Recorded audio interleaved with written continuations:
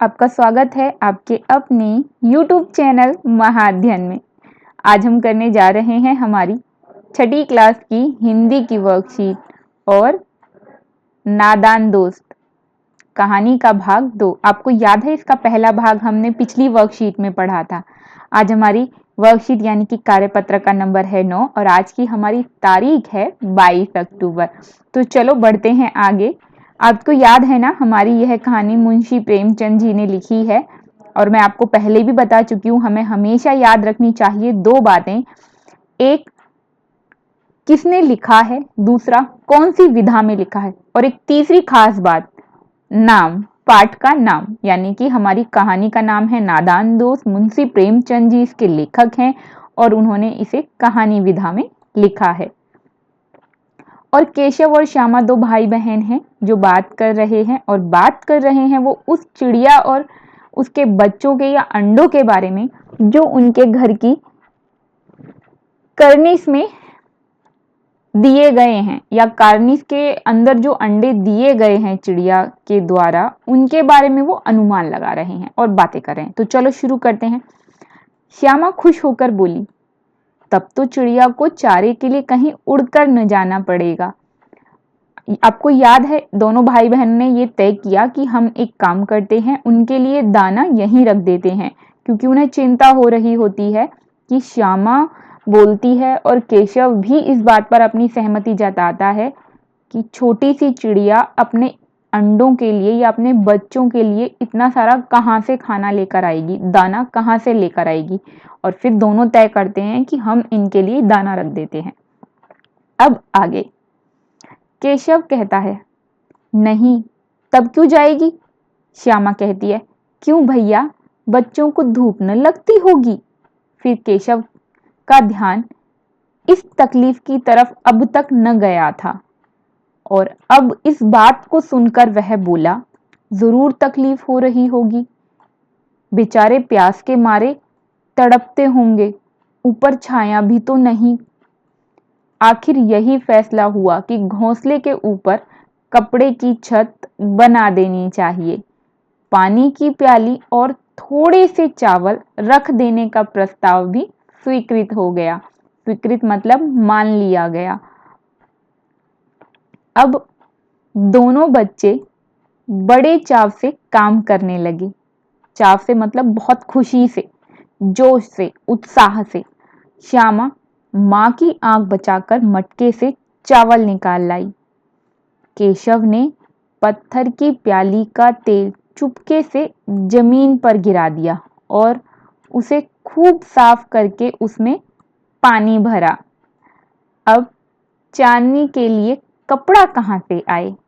फिर ऊपर बगैर छड़ियों के कपड़ा ठहरेगा कैसे और छड़ियां खड़ी होंगी कैसे? तो अब तक हमने क्या पढ़ा? हमने पढ़ा कि दोनों भाई बहन ने ये तय किया कि हम वहां दाना और पानी रखेंगे। इतने में श्यामा को ध्यान आया कि बच्चों को धूप लगती होगी। ऊपर पेड़ पर अगर घोंसले होते तो टहनियों से छाया हो जाती, लेकिन अब वो ये सोच रही है कि कर्निस है और वहां पर तो कार्निस में तो धूप आती है, तो धूप लगती होगी बच्चों को। तो केशव का अभी तक इस बात पर ध्यान नहीं गया था। तो केशव से जब श्यामा ने ऐसा पूछा कि क्या बच्चों को धूप लगती होगी, तो केशव ने कहा, हाँ बिल्कुल लगती होगी धूप, और धूप के मारे उन्हें बहुत प्यास भी लगती होगी, ऊपर तो छाया है नहीं। अब दोनों ने सोचा कि क्यों ना हम कपड़े की एक छत जैसी बना दें जिससे कि धूप उन पर ना पड़े।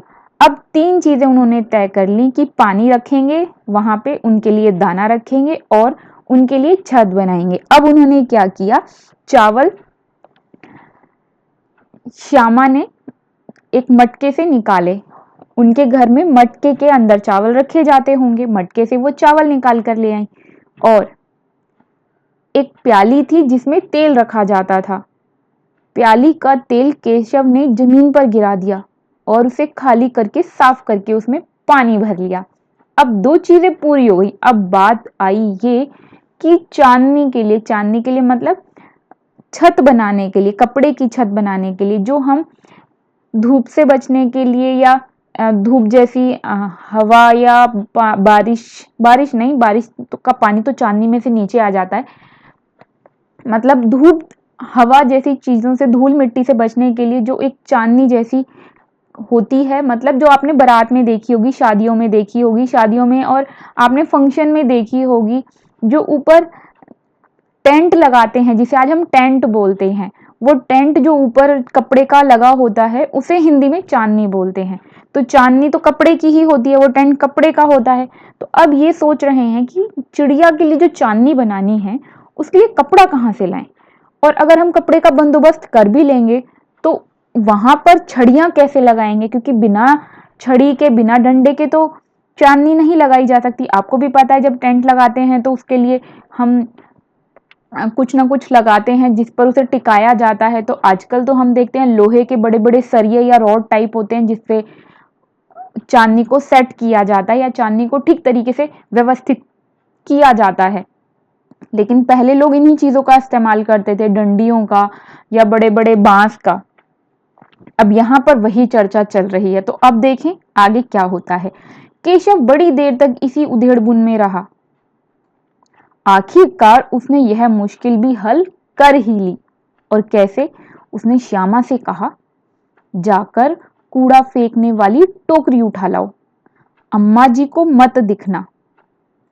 श्यामा बोली, वह तो बीच से फटी हुई है, उसमें से धूप न जाएगी। तो केशव ने झुंझलाकर कहा, तू टोकरी तो ला, मैं उसका सुराग बंद करने की कोई हिकमत निकालूंगा। हिकमत मतलब कोई ना कोई तरकीब, कोई ना कोई जुगाड़, कोई ना कोई तरीका निकालूंगा। श्यामा दौड़कर टोकरी उठा लाई। केशव ने उसके सुराग, सुराग मतलब छेदों को, छेद में थोड़ा सा कागज ठूस दिया, यानी कि कागज लगा दिया, और तब टोकरी को एक टहनी से टिकाकर बोला, देख ऐसे ही घोंसले पर इसकी आड़ कर दूंगा। आड़ मतलब इसकी छाया कर दूंगा। फिर तब कैसे धूप जाएगी? श्यामा ने दिल में सोचा, भैया कितने चालाक हैं। तो देखा उसके बाद क्या हुआ। उसके बाद उन्होंने जब वो चांदनी के बारे में सोच रहे थे कि चांदनी कैसी लगाई जाए, तो फट से केशव को एक दूसरा सुझाव आया, दूसरा विचार उसके मन में आया कि छड़ी पर टिकाना बहुत मुश्किल होगा, कपड़े को बांधना पड़ेगा, तो क्यों ना एक टोकरी से ऊपर अगर टोकरी को लगा दिया जाए किसी डंडी पर या किसी भी चीज पर, तो उससे धूप नहीं आएगी और फिर हमारी बात बन जाएगी, या हम जो चाहते हैं वह पूरा हो जाएगा। और अब आगे देखते हैं आज हमने क्या क्या सीखा। केशव का ध्यान किस तकलीफ की तरफ नहीं गया था। तो केशव का ध्यान अब तक इस बात की ओर नहीं गया था कि ऊपर धूप भी आती होगी। दूसरा प्रश्न पूछा है, केशव और श्यामा ने अंडों को धूप से बचाने के लिए क्या क्या उपाय सोचे थे। तो उन्होंने कई सारी बातें सोची थी। पहले उन्होंने सोचा कि ऊपर कपड़े की छत बना देनी चाहिए, जिसे हम चांदनी कहते हैं। फिर उन्होंने सोचा घोंसले से कुछ दूरी ऊपर की तरफ टोकरी को तिरछा खड़ा करके बच्चों को धूप से बचाया जाए। उन्होंने कहा ना तिरछा, कि टोकरी को मैं आड़ा करके लगा दूंगा, आड़ा मतलब तिरछा करके लगा दूंगा। फिर इन्होंने हमसे तीसरा सवाल पूछा है, क्या तुम्हें किसी भी नई चीज या बात को लेकर कौतूहल महसूस हुआ है? ऐसे किसी अनुभव को लिखना है जो तुम्हारे मन में हुआ था, उस समय आपके मन में क्या क्या सवाल उठे थे। तो यहाँ पर आपको ऐसी ही कोई बात लिखनी है जिस तरह की घटना इस पाठ में दी गई है। तो मैंने यहाँ पर आपके लिए एक घटना लिखी है जो मेरे जीवन से संबंधित है। आप चाहें तो इसे भी आंसर के तौर पर लिख सकते हैं, लेकिन अगर आप अपना उत्तर खुद से कुछ सोचकर लिखें तो ज्यादा अच्छा रहेगा।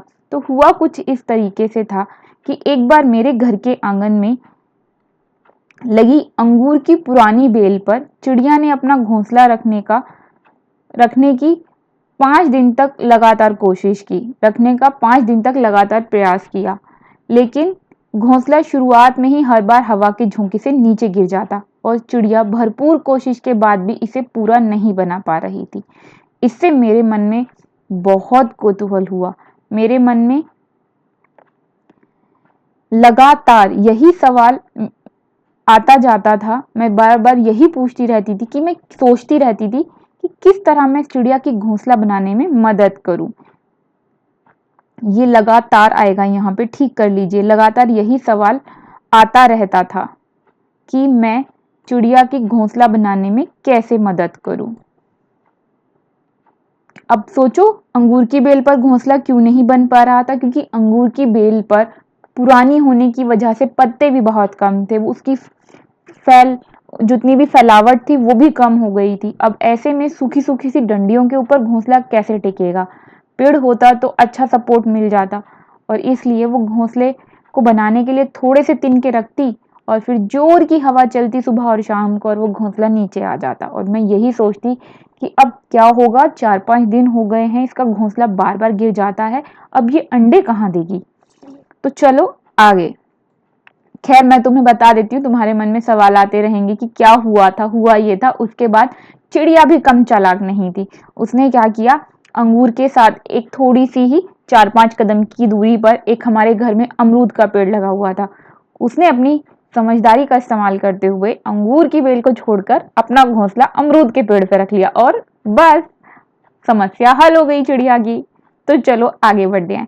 यदि उस जगह आप और आपका मित्र होते, किस जगह, केशव और श्यामा की जगह आप होते, तो आप क्या क्या सोचते। तो सीधी सी बात है, जो वो सोच रहे हैं वही हम भी सोच रहे होते कि चिड़िया के लिए दाना और पानी कहाँ पर रखा जाना चाहिए, दाना और पानी में क्या और कितना रखना चाहिए, बच्चों को धूप और ठंड से कैसे बचाएं। तो अब इन्होंने हमसे कहा है चित्र को देखकर 5 संज्ञाओं के नाम लिखने हैं। तो देखें सबसे पहले चित्र। देखिए ये चित्र है, ये चित्र दिखाई दे रहा है हमें। अब इस चित्र में से कोई भी 5 चीजों के नाम लिख सकते हैं, क्योंकि हर चीज, हर वस्तु जो है वो संज्ञा होती है। तो घोंसला यहाँ दिखाई दे रहा है, अंडे यहाँ दिखाई दे रहे हैं, चिड़िया भी है, पेड़ भी है, बच्चे भी हैं, और पेड़ पर पत्ते भी हैं, डाली भी है। तो इस तरीके से हम देख रहे हैं यहाँ पर श्यामा और केशव दोनों हैं। तो अब हम किन्हीं भी 5 चीजों के नाम लिख लेते हैं। तो मेरी तरफ से 5 नाम हैं, घोंसला, पेड़, चिड़िया, अंडा, केशव। तो ये थी आज की अच्छी सी प्यारी सी कहानी वाली वर्कशीट, और ये हुई पूरी। मैं उम्मीद करती हूँ आपको पसंद आई होगी और आपको काम करने में इससे मदद मिली होगी। तो फटाफट से वीडियो को लाइक करना बिल्कुल भी ना भूलें, और फटाफट से लाइक कर दें। आपकी वीडियो के नीचे आ रहा है लाइक का निशान, और प्लीज प्लीज आप चैनल को सब्सक्राइब कर दें, क्योंकि आप अगर चैनल सब्सक्राइब करते तो उससे हमारा हौसला बढ़ता है और नई नई वीडियो बनाने का मन करता है आपके लिए, और अच्छी अच्छी ऐसी वीडियो हम लाते रहें, इसके लिए चैनल को सब्सक्राइब कर दें। और वीडियो के नीचे आ रहा है रेड कलर का बटन जिस पर सब्सक्राइब लिखा है, उसको क्लिक करेंगे तो रंग चेंज हो जाएगा उसका, मतलब चैनल सब्सक्राइब हो जाएगा। आगे बढ़ने से पहले ज्ञान बांटने से बढ़ता है, इसलिए वीडियो को अपने फ्रेंड्स और दूसरे सेक्शन के फ्रेंड्स के साथ शेयर करना बिल्कुल भी ना भूलें। फिर मिलते हैं ऐसी ही अच्छी सी प्यारी सी ज्ञान वाली वर्कशीट के साथ। तब तक के लिए थैंक यू।